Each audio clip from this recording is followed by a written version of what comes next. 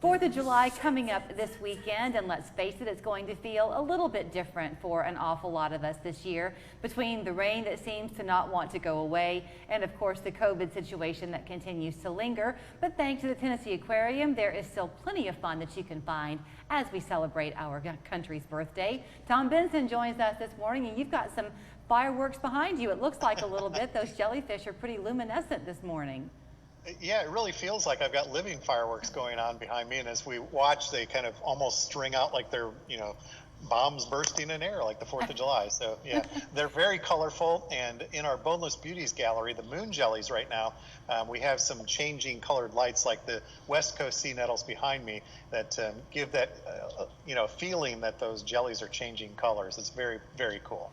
So let's talk a little bit, because I know when you and I were chatting before, you're very eager to point out what's happening at the aquarium, but I think you're even more eager to point out the fact that you're not a standalone. Within the 4th of July weekend, you've got the River Market going on, and then the National Medal of Honor Museum will also be open.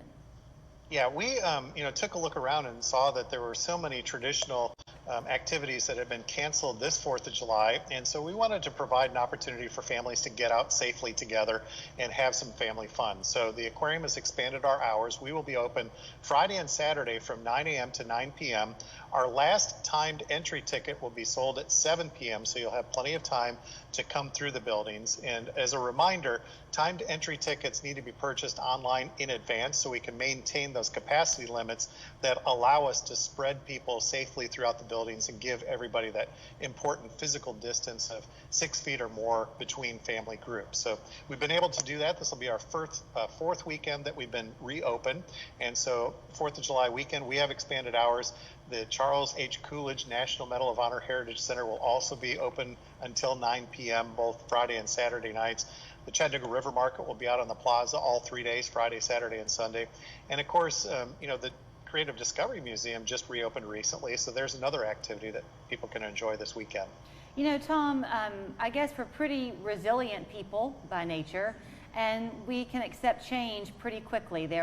I know people watching this morning who are very eager to see us go back to life as we used to know it. But when COVID first happened in March, everybody was so scared to venture out. Do you feel like now the crowds are coming back and they're pretty comfortable with just simply the timed entry, as you say, and the mask wearing? They seem to be accepting of this new normal.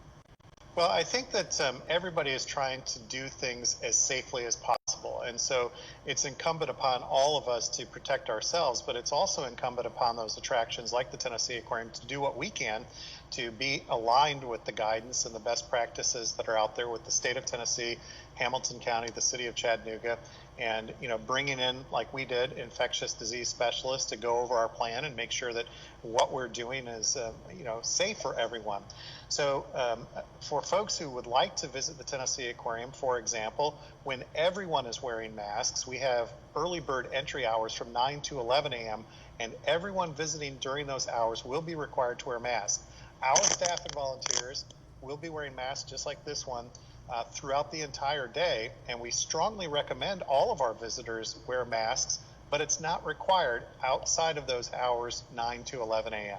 Okay, so that's good to know, because there is still, everybody is sitting in their own kitchens and front porches questioning what's coming down the pike, and no one can predict and see the future.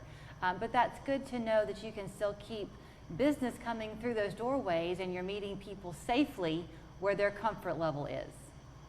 Right, and I think, again, everybody has been doing all the legwork that they can before they reopen. So the Chattanooga River Market, for example, we have limited the number of vendors out there. We're giving extra space between the booths, and so it's an outside activity where there's air circulating around. So again, people should feel very comfortable. It's an added feature for us at the aquarium, because if you come a little bit early for your timed entry, let's say, for example, you purchase a timed entry ticket for 11 a.m., and you get there at 10 or 10:30, you have the opportunity to see those artists and craftsmen and purchase some of their works before you go into the aquarium. Or after you visit, it gives you something extra to do right there in the downtown area. And we would also hope that folks would come down and support the local restaurants that have been so hard hit by this pandemic as well. There's a lot of great takeout options and places where you can enjoy a meal on the Tennessee River. For example, those concrete benches that are down there right on the waterfront. It's a great place to spend some time at lunch or dinner, enjoying some of the great food that's produced by the local restaurants in an outdoor setting with your family, adequately spaced from others. So I missed you being in the studio because whenever you're here, you'll have something to talk about, whether it's an IMAX movie or a creature that you bring with you, and I can just sit back and let you do the talking. So educate us a little bit, if you know with the story, on the jellyfish behind you. In the wild, did they really change color like that? No, absolutely not. But they are beautifully colored. Their bells are kind of a yellowish orange, and the tentacles are kind of a reddish pink, and the oral arms, those frilly things that you see hanging down from the bell, are actually white, and so they're very colorful in their own. These are Pacific or West Coast sea nettles, and they're found obviously by their name throughout the Pacific Ocean. But jellyfish, many species of them are now found worldwide because they tend to get drawn up some in the ballast water in ships. And then when ships go into port, sometimes they dump that ballast water out, and the jellies and their the ephira, the early stages of the jellyfish life cycle, get transported around the globe. And so these guys can be found outside of the Pacific Basin where they're native to. And so in some parts of the world, they're considered an invasive species, but they're very cool.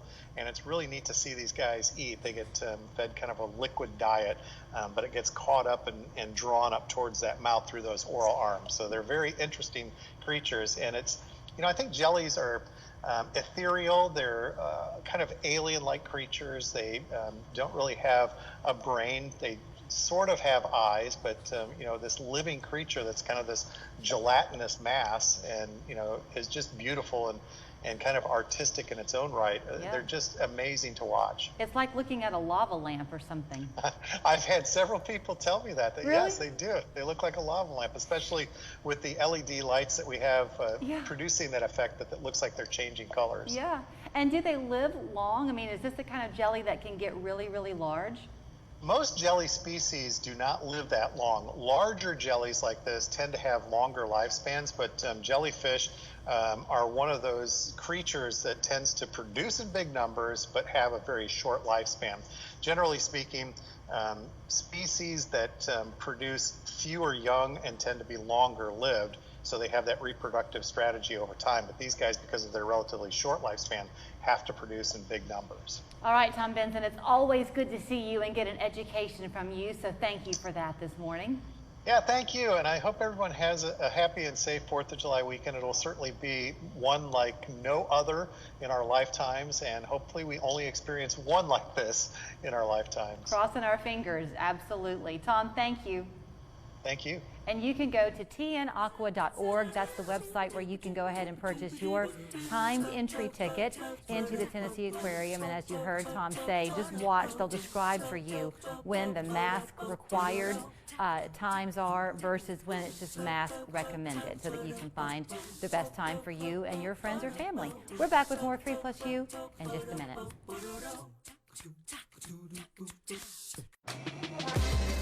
All right, let's roll. Come on, pizza's in. Whoa. This is my new pizza, the Shagaroni, and it's bigger